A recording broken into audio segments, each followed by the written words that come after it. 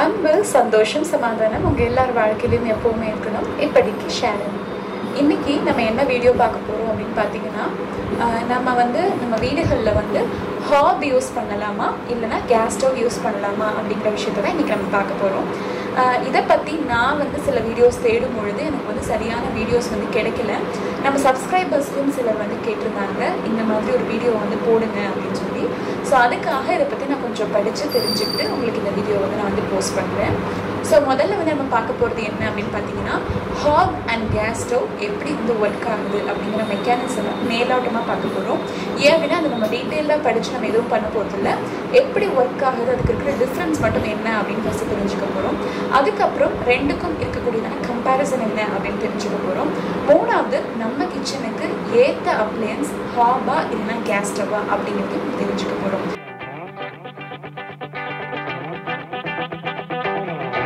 So முதல்ல பார்த்தீங்க அப்படின்னா கேஸ் ஸ்டவ் எப்படி ஒர்க் ஆகுதுன்னு நான் சிம்பிளாக சொல்லிடுறேன். நம்ம கேஸ் ஸ்டவ் இருக்கு இல்லையா, நார்மலாக நம்ம யூஸ் பண்ணுவோம்ல கேஸ் ஸ்டவ், ஸ்டெயின்லெஸ் ஸ்டீலாக இருக்கட்டும் இல்லைன்னா கிளாஸ் டாப் கேஸ் ஸ்டவ்வாக இருக்கட்டும், நம்ம நார்மலாக யூஸ் பண்ணுவோம் இல்லையா. ஸோ அதை நம்ம திருப்பி போட்டு பார்க்கும்போது எப்படி இருக்கும் அப்படின்னு பார்த்தீங்கன்னா, பின்னாடி பக்கம் ஓப்பனாக இருக்கும். கேஸ் சிலிண்டர் கனெக்ட் பண்ணுற பைப்லேருந்து நம்ம நாபு திருப்புவோம் இல்லையா, அந்த நாபுக்கு சில ஹோஸ் பைப்ஸ் போகும், நம்ம கண்ணால் பார்க்க முடியும். ஸோ நம்ம ஒவ்வொரு தடவை நாப் பைப் திருப்பும் போது என்ன ஆகும் அப்படின்னு பார்த்தீங்கன்னா, கேஸ் சிலிண்டர்லேருந்து எல்பிஜி லிக்விட் பெட்ரோலியம் கேஸ் வரும். அதே போல் நம்ம திருப்பின நாப் அந்த சைட்லேருந்து கீழே இருக்கக்கூடியதுனா சில ஓப்பன் ஸ்பேஸ் இருக்கும் இல்லையா, அதுக்கு கேஸ் இன்லெட்டுக்குன்னு சில இடம் இருக்கும். ஸோ அது வழியாகவும் காமன் ஏர் போய் கலக்கும். ஸோ ரெண்டும் கலந்து என்ன ஆகும்னா பர்னர் வழியாக வெளியே வரும். பர்னரில் பார்த்தீங்கன்னா 3 விதமான ரிங் இருக்கும். Inner ring, middle ring, outer ring அப்படின்னு சொல்லிட்டு 3 விதமான ரிங் இருக்கும். இந்த மிக்ஸ்டு ஏர், இந்த ப்ரெஷரைஸ்டு மிக்ஸ்டு ஏர் அந்த 3 ரிங் வழியாக வெளியே வரும் பொழுது நம்ம தீக்குச்சி வச்சோ லைட்டர் வச்சோ நம்ம அடுப்பை பற்ற வைக்கும் போது என்ன ஆகும் அப்படின்னு பார்த்தீங்கன்னா நெருப்பு வரும். அப்படி வரக்கூடியதான அந்த நெருப்பு ப்ளூ கலரில் இருந்தது அப்படின்னு பார்த்தீங்கன்னா என்ன ஆகும்னா தீ நல்லா இருக்குது, கதன்னு எரியுதுன்னு அர்த்தம். கொஞ்சம் எல்லோயிஷாக மாறுது அப்படின்னு பார்த்தீங்கன்னா தீ எந்த இடத்துலையும் ஒரு பிளாக் இருக்குது, அடைப்பு இருக்குது அப்படின்னு அர்த்தம். ஸோ எப்பயுமே எந்த அடுப்புலையும் தீ ப்ளூவாக வரணும், அப்போ தான் தீ நல்லா காட்டமாக இருக்குன்னு அர்த்தம். ஸோ இதுதான் கேஸ் ஸ்டவோட மெக்கானிசம். இதே இது ஹாப் எடுத்துக்கிட்டிங்கன்னா, நீங்கள் ஒரு ஹாபை கவுத்தி போட்டு பார்த்தீங்கன்னா பின்னாடி பக்கம் ஃபுல்லாக கன்சீல்டாக இருக்கும், க்ளோஸ்டாக இருக்கும். ஸோ நம்மளுக்கு நான் சொன்ன மாதிரி இந்த ஏர் மிக்ஸ் ஆகுது இல்லையா, எல்பிஜியும் அந்த காமன் ஏர் நார்மல் ஏர் மிக்ஸ் ஆகுது இல்லையா. ஸோ அந்த ஹாப்லேயும் அந்த மாதிரி கேஸ் மிக்சிங் நடக்கும். ஆனால் அந்த மிக்ஸ் ஆகிற கேஸ் பர்னர் வழியாக வெளியே வருது இல்லையா. ஸோ அப்படி பர்னர் வழியாக வெளியே வரும்போது என்ன ஆகும் அப்படின்னு பார்த்தீங்கன்னா, அந்த பர்னரோட சைஸுக்கு ஏற்ற மாதிரி தான் அந்த கேஸே மிக்ஸ் ஆகும். ஆனால் கேஸ் ஸ்டவ்வில் நார்மலாக மிக்ஸ் ஆகிற மாதிரி மிக்ஸ் ஆகிடும். பர்னர் சைஸுக்கு ஏற்ற மாதிரியும் வெளியே வராது, அது அப்படியே பாஞ்சு வெளியே வரும். அந்த பர்னர் சைஸுக்கு ஏற்ற மாதிரி நெருப்பு மட்டும் ஃபார்ம் ஆகும். ஆனால் ஹாப்பில் பார்த்தீங்க அப்படின்னா அந்த பர்னர் சைஸுக்கு ஏற்ற மாதிரி தான் அந்த கேஸே மிக்ஸ் ஆகும். அது மட்டும் இல்லாமல் நம்ம கேஸ் ஸ்டவ் மாதிரி 3 விதமான ரிங்ஸ் ஹாபில் கொடுத்துருக்க மாட்டாங்க. அதுக்கு பதிலாக ஒரு பிளாக் கலர் ஷீட் மாதிரி ஒன்று கொடுத்துருப்பாங்க.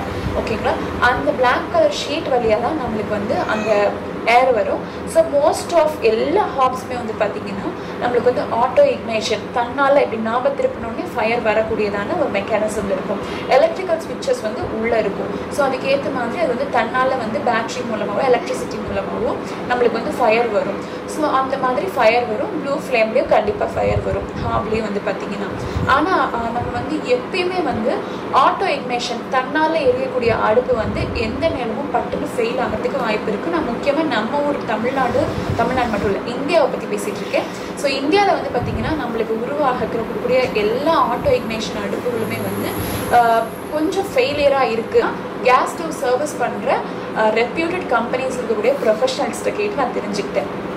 ஸோ இப்போ நம்ம கேஸ் ஸ்டவ்க்கும் ஹாபுக்கும் இருக்கக்கூடியதான அந்த வித்தியாசம் என்ன அப்படின்றது பார்க்கலாம்.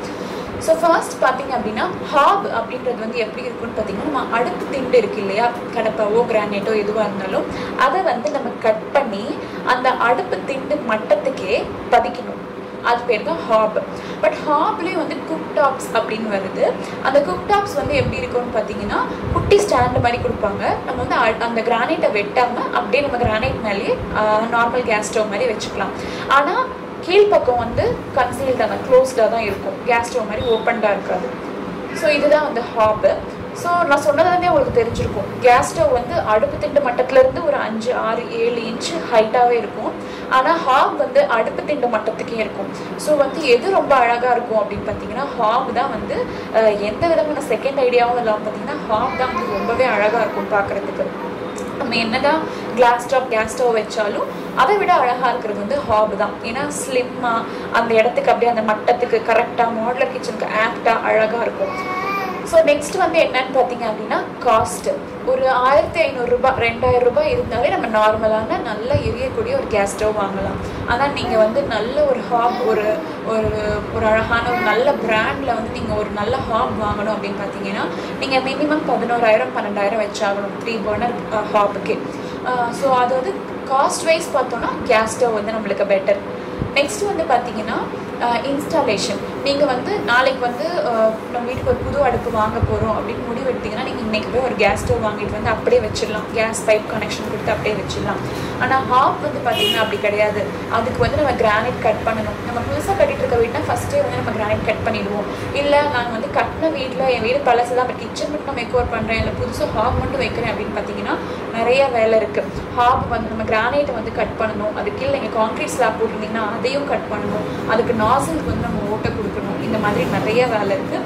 ஸோ ஹாப் வந்து பார்த்தீங்க அப்படின்னா இன்ஸ்டாலேஷன் கொஞ்சம் கஷ்டம் தான். வேற கேஸ் ஸ்டவ் வந்து ஈஸியாக இன்ஸ்டால் பண்ணிக்கலாம். கேஸ் ஸ்டவ் ஒரு கம்ப்ளைண்ட் வந்துருக்குன்னு வச்சுக்கோங்களேன், அழகாக நம்ம அந்த கேஸ் ஸ்டவ்வை கழட்டி எடுத்துகிட்டு போய் நம்ம வந்து சர்வீஸ் பண்ண நார்மலாக நம்ம வீட்டுக்கிட்ட பாத்திர கடையில் கொடுத்தா கூட அழகாக சர்வீஸ் பண்ணி கொடுத்துருவாங்க. ஆனால் இதே இது நீங்கள் ஹாப் ரிப்பேர் ஆயிடுச்சு அப்படின்னா கேஸ் ஸ்டவ் சர்வீஸ் பண்ணுற எல்லாருமே வந்து அதை பண்ண மாட்டாங்க. ஏன் அப்படின்னா ஹாப்குள்ள வந்து நிறைய சர்க்யூட்ஸ் இருக்குது. அது வந்து ஒரு காம்ப்ளிகேட்டடான மெக்கானிசம். ஸோ அது வந்து ஹாப் ரிப்பேர் பண்ணக்கூடிய ப்ரொஃபஷனல்ஸ் மட்டும்தான் பண்ணுவாங்க.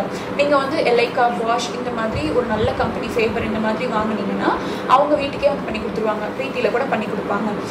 பட் எல்லா நேரமும் அவங்க வருவாங்களான்னு வெயிட் பண்ண முடியாது. அவங்க ஒரு 48 ஹவர்ஸ்க்குள்ளே வருவாங்க, நம்ம அதுக்காக வெயிட் பண்ணணும். நம்ம நினச்ச உடனே சர்வீஸ் பர்சன் வந்து நம்மளுக்கு கிடைக்க மாட்டாங்க. ஆனால் கேஸ் ஸ்டவ்னா நம்ம நினச்ச உடனே சர்வீஸ் பண்ணிக்கலாம்.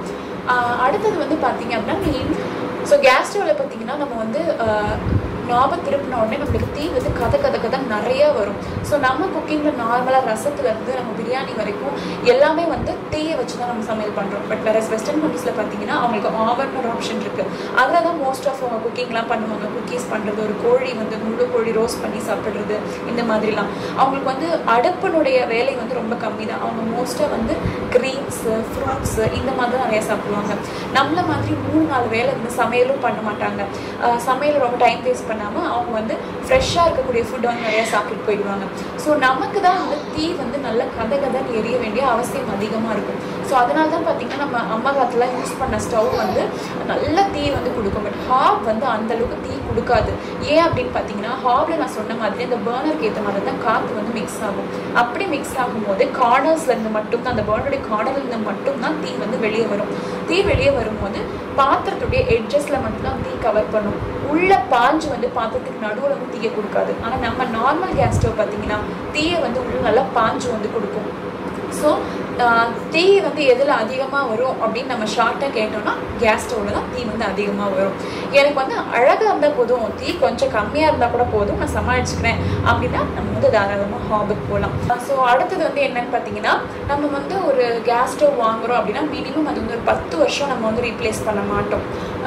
ஆனால் இப்போ ஒரு ஹாப் வாங்குகிறோம், அதில் வந்து ஒரு கம்ப்ளைண்ட் வந்துருச்சு அப்படின்னு வச்சுக்கோங்களேன். ஏன் கம்ப்ளைண்ட் வரப்போகுது அப்படின்னு நீங்கள் கேட்டிங்கன்னா அதுக்கு பதில் என்னென்னு பார்த்தீங்கன்னா நம்ம ஊரில் இப்போ தான் ஹாப் அப்படின்ற ஒரு பொருள் வந்து யூஸ் பண்ண ஆரம்பிச்சிருக்கோம்.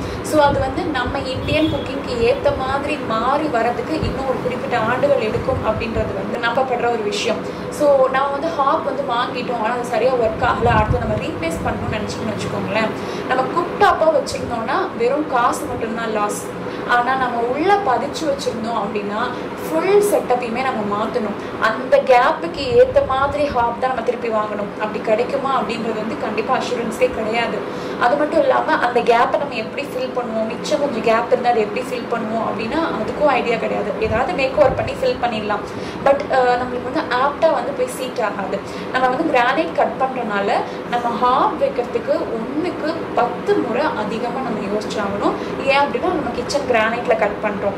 வெள்ளைக்காரங்க கான்டினென்ட்ஸ் கண்ட்ரீஸ்லாம் இருக்கவங்க பார்த்தீங்கன்னா அவங்க அடிக்கடி வீட்டில் இருக்க அப்ளைன்சஸ் மாற்றிக்கிட்டே இருப்பாங்க. பட் நமக்கு வந்து அப்படி ஒரு பழக்கம் கிடையாது. ஒன் டைம் இன்வெஸ்ட்மெண்ட் தான் எதுலேயுமே நம்ம பண்ணுறதுக்கு வந்து நம்ம முடிவு பண்ணுவோம். ஸோ அதனால் அதை வந்து யோசிச்சுக்கணும். ஸோ கேஸ் ஸ்டவ் யூஸ் பண்ணலாமா இல்லை ஹாப் யூஸ் பண்ணலாமா சிம்பிளாக சொல்லி முடிங்க அப்படின்னு நினைக்கிறவங்களுக்கு நான் என்ன சொல்ல விரும்புகிறேன் அப்படின்னா ஒரு குட்டி ஸ்டோரி சொல்ல விரும்புகிறேன். நான் வந்து ஒரு 2 வருஷத்துக்கு முன்னாடி ஹாப் வந்து வாங்கினேன். ரொம்ப ஆசாசியாக வாங்கினேன். அந்த ஹாப் வந்து ரொம்ப அழகாக இருந்தது பார்க்குறதுக்கு. ஸோ நான் வீட்டுக்கு எடுத்துகிட்டு வந்து நான் புது வீட்டுக்கு வந்து ஒரு 6 மாதம் கழிச்சு தான் நான் ஹாப் வாங்கினேன். ஸோ வீட்டுக்கு எடுத்துகிட்டு வந்து கிரானைட்லாம் கட் பண்ணுறவங்களை கூப்பிட்டு கட் பண்ணி கொஞ்சம் கான்க்ரீட் உடைக்க வேண்டியது இருந்தது. எல்லாத்தையுமே உடச்சி செட் பண்ணி வச்சாச்சு. நல்லா கொஞ்ச நாள் இருந்தது. தீ வந்து கொஞ்சம் நான் சொன்ன மாதிரி கம்மியாக தான் இருந்தது நான் யூஸ் பண்ணிட்டு இருந்த ஸ்டெயின்லெஸ் ஸ்டீல் கேஸ் ஸ்டவ் விட. ஆனால் எனக்கு அந்த லுக் வைஸ் நான் ரொம்ப சாட்டிஸ்ஃபை ஆகிட்டனால எனக்கு வந்து அந்த தீ வந்தால் என்ன வராட்டி என்ன அப்படின்ற மாதிரி எனக்கு ஆயிடுச்சு. ஸோ கொஞ்ச நாள் அப்படி யூஸ் பண்ணிகிட்டே இருந்தேன். கொஞ்ச நாளில் ஆட்டோ இக்னேஷனில் ப்ராப்ளம் வந்தது. சர்வீஸ் பர்சனை கூப்பிட்டேன், வந்து சரி பண்ணி கொடுத்தாங்க. அப்புறம் கொஞ்ச நாள் என்ன ஆகும்னு பார்த்தீங்கன்னா பர்னர் வந்து எரியும், பாதி பர்னர் எரியாது. அதுக்கு சர்வீஸ் பர்சனை கூப்பிட்டேன், வந்து சர்வீஸ் பண்ணி கொடுத்தாங்க. அதுக்கப்புறம் என்னாச்சுன்னு பார்த்தீங்கன்னா பர்னர் எரியும், அப்புறம் பாதியிலே ஆஃப் ஆகிடும். அதுக்கு சர்வீஸ் பர்சனை கூப்பிட்டேன், வந்து சர்வீஸ் பண்ணி கொடுத்தாங்க. இது மாதிரி சர்வீஸ் பர்சன் ஒரு 5-6 தடவை வீட்டுக்கு வந்து சர்வீஸ் பண்ணி கொடுத்துருப்பாங்க. கடைசியாக வந்து அதோட தீயும் வந்து கம்மியாக ஆரம்பிச்சிருச்சு. ஒரே பிரச்சனையாக போச்சு, தலைவலியாக போச்சு. அதுக்கப்புறம் என்னடா பண்ணுறது அப்படின்னு தெரியாத நேரத்தில் தான் வந்து பார்த்திங்கன்னா நாங்கள் மேல் வீட்டுக்கு மாறுற சூழ்நிலை வந்தது. நான் என்ன நினச்சேன் அப்படின்னா இவ்வளோ அடிப்பட்ட பிறகும் 2வது தடவை வந்து நான் வந்து பாஷ், எலைக்கா, ஃபேபர் இந்த மாதிரி ஒரு 3 பிராண்டில் ஏதோ ஒரு பிராண்ட், நான் எந்த பிராண்டுன்னு சொல்ல விரும்பல, அந்த பிராண்ட் ஷோரூமுக்கு நான் வந்து ஃபோன் பண்ணி நான் வந்து உங்கள் பிராண்டில் வந்து ஒரு ஹாப் வாங்க விரும்புகிறேன். எனக்கு வந்து ஒரே ஒரு கிளாரிஃபிகேஷன் வேணும். என்ன அப்படின்னா இது வந்து நம்ம யூஸ் பண்ணுற ஸ்டெயின்லெஸ் ஸ்டீல் கேஸ் ஸ்டவ் மாதிரி நல்ல தகன்னு தீ கொடுக்குமா கொடுக்காதா, எனக்கு அதை மட்டும் சொல்லுங்க அப்படின்னு கேட்டப்ப அவங்க ஒரே பதில் தான் சொன்னாங்க. நீங்கள் கிரானைட்டை வெட்டி பதிக்கக்கூடிய எந்த ஒரு அடுப்பும் உங்களுக்கு நீங்கள் யூஸ் பண்ணிட்டு இருந்த கேஸ் ஸ்டவ் அளவுக்கு தீ கொடுக்காது அப்படின்ட்டாங்க.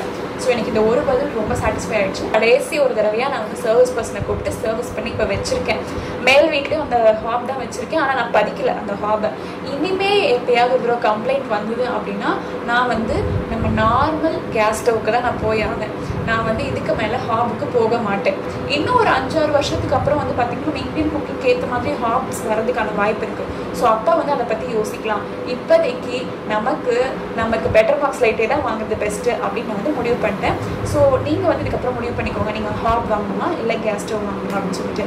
இந்த வீடியோ உங்களுக்கு ரொம்ப பயனுள்ளதாக இருக்கும்னு நம்புகிறேன். இதில் ஏதாவது டவுட்ஸ் இருந்தால் கமெண்ட் செக்ஷனில் கேளுங்க. எனக்கு தெரிஞ்ச வரைக்கும் முடிஞ்ச வரைக்கும் நான் கிளாரிஃபை பண்ணுறேன். இந்த வீடியோ உங்களுக்கு பிடிச்சிருந்ததுன்னா நம்ம சேனலில் வந்து சப்ஸ்கிரைப் பண்ணாமல் இருந்தீங்கன்னா சப்ஸ்கிரைப் பண்ணிக்கோங்க. அதோட கூட பக்கத்தில் இருக்க பெல் ஐக்கனை ப்ரெஸ் பண்ணிக்கோங்க. அப்புறம் ஒவ்வொரு வீடியோ போடும்போது உங்களுக்கு நோட்டிஃபிகேஷனாக வரும். அது மட்டும் இல்லாமல் உங்களோட வேல்யூபிளான ஃபீட்பேக்ஸையும் எனக்கு கமெண்ட்டாக ஷேர் பண்ணுங்கள். தேங்க்யூ.